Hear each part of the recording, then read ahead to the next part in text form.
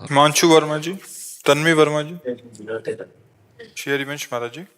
महाराज जी, भक्ति करना का बहुत मन होता है, लेकिन गृहस्थ जीवन में व्यस्त होने के कारण ठीक से नहीं हो पा रही भक्ति। किसका है? हाँ, तो गृहस्थ जीवन में तो बहुत बढ़िया हो जाएगी, कोई परेशानी नहीं।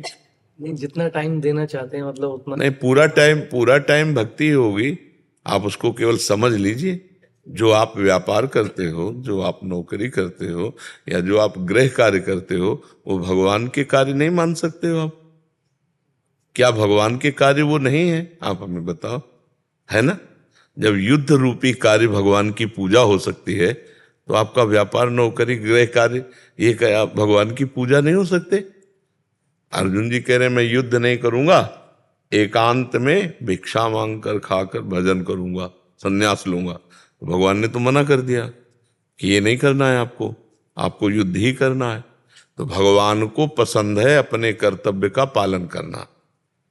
तो आप जिस गृहस्थ धर्म में हैं, अपने कर्तव्य का पालन करें तो वो भगवान की पूजा हो जाएगी। जैसे मानो पत्नी है, पुत्र है, माता पिता है, आप अच्छे धर्म के द्वारा धन कमाइए और उनको सुख प्रदान कीजिए और उनमें भगवत भावना कीजिए। घर में ठाकुर जी विराजमान है, हाँ, जब भोग बने तो ठाकुर जी को भोग को, हाँ हाँ, डेली करते हैं। तो ये सब भजन ही तो है ना। भजन को मतलब क्या समझते हो? आपकी कहीं एकांत गुफा में जाके चुपचाप बैठ जाना, तो बैठ पाओगे चुपचाप? भाग पड़ोगे, नहीं भाग पड़ोगे? यार पहले तो मन ज्यादा लगता था, अब तो एकांत में जब से आए तो भजन ही नहीं हो रहा है। आप फिर युद्ध देखोगे मन का। गृहस्थी में बहुत बढ़िया भजन होता है, बस शुरुआत यहाँ से होती है। नाथ सकल संपदा तुम्हारी, मैं सेवक समेत सुतनारी। पहले ये मानो टोटल, ये सब श्री भगवान का है। मुझे जो कार्य मिला है वो भगवान का कार्य है। आपको रैदास जी का चरित्र सुना होगा। रैदास जी का, वो वही काम करते थे जो उनको, और कठौता रखते थे उसमें, जो चमड़ा धुलने वाला, बड़े बड़े सिद्धों को उसी जल से फेल कर दिया चरित्र में, उसी जल से। और उनका सूत्र था मन चंगा तो कठौती में गंगा। और गृहस्थी में थे, गृहस्थी में थे। बात मान लो बच्चा, भगवान की प्राप्ति के लिए गृहस्थी और विरक्ति मार्ग हैं दो, दोनों को समान भाव से भगवत प्राप्ति है। अब हम ड्यूटी बाय ड्यूटी है। अब हमारी ड्यूटी है, हम सुबह से लगे हैं, रात के 12 बजे उठ करके अपनी दिनचर्या को लगे, तो हम भी तो लगे हैं ना। तुम्हारी गृहस्थी में 4 लोग 6 लोग होंगे, हमारी गृहस्थी में हजारों की संख्या में है ना। देखो लो, आप हमारे बच्चे हो कि नहीं, आप हमारे परिवार हो कि नहीं, तो ऐसे। अब हमें बंधन इसलिए नहीं कि ये मेरी नहीं है, आप मेरे नहीं हैं, आप प्रभु के हैं, इसलिए आप आए हैं। आप प्रभुमय हैं हमारे लिए, हमारे भगवान आए, हम इस भाव से मिलते हैं, हमें कोई विक्षेप नहीं है। यदि आप अपनी पत्नी में भगवान देखें, अपने पुत्र में भगवान देखें, माता पिता में भगवान देखें, अगर मंदिर ना भी जाओ तो चलेगा, क्योंकि घर में आप भगवान देख रहे हैं ना। अब मंदिर में भगवान देख के और घर में कलह अशांति मनाओ, माता पिता और परिवार के जन अशांत आपसे रहें, तो ऐसी भक्ति की हम मान्यता नहीं देते। भले मंदिर न जाओ, लेकिन अपने घर में जो सदस्य आपको मिले हैं, भगवान ने दिया है, पत्नी, पुत्र, माता पिता, ये आपको कर्तव्य दिया है, भगवान ने पूजा दी, इनकी पूजा करो, इनके अपने अपने धर्म के अनुसार। यदि आप अपने धर्म के अनुसार पूजा करते हो और बीच बीच में राधा राधा राधा राधा जप लेते हो, और जो समय आपका है वो भगवान को अर्पित करते हो, कर्म अर्पित करते हो, तो आप महाभागवत हो, बढ़िया भक्ति है।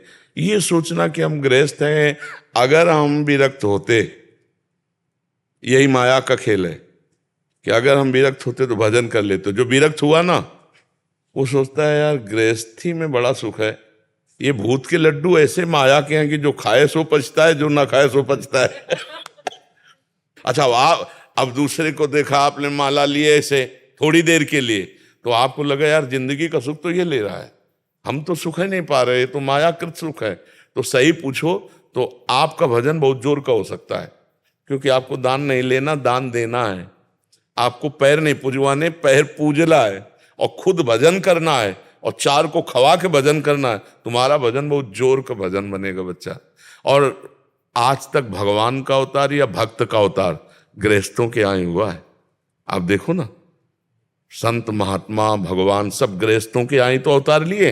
अच्छा, आज भी हमारा भरण पोषण गृहस्थों से ही तो हो रहा है भाई। कपड़ा है, बिजली है, भोजन है, गृहस्थ मेहनत करके कमा रहा है, 100 200 500 हम इधर दिए, उसी से तो चल रहा है। नाटकबाजी की बात नहीं है, खुली बात है। तो गृहस्थ धर्म सबसे बड़ा धर्म है, जो हर धर्म का, हर आश्रम का पोषण करते हुए स्वयं भजन कर रहा है, वो महान है। ये बात समझना पड़ेगा। हमारी समझ में गृहस्थ आश्रम बहुत बड़ा है, यदि धर्म से चले तो। धर्म से चले तो बोले फिर आप बाबा जी क्यों बन गए? जैसे नहीं, बाबा जी ये हमारे भाग्य में लिखा था। भगवान की प्राप्ति के लिए जरूरी नहीं बाबा जी बनना, जरूरी है भजन करना, जरूरी है धर्म से चलना। तो बाबा जी बन के अगर भजन न करे तो भगवान मिल जाएंगे क्या? नरक जाएगा, नरक, सीधे नरक। मान लो सरकारी पुलिस की वर्दी पहने हो और चोरी करते पकड़ा जाए तो विशेष अपराधी माना जाएगा कि नहीं?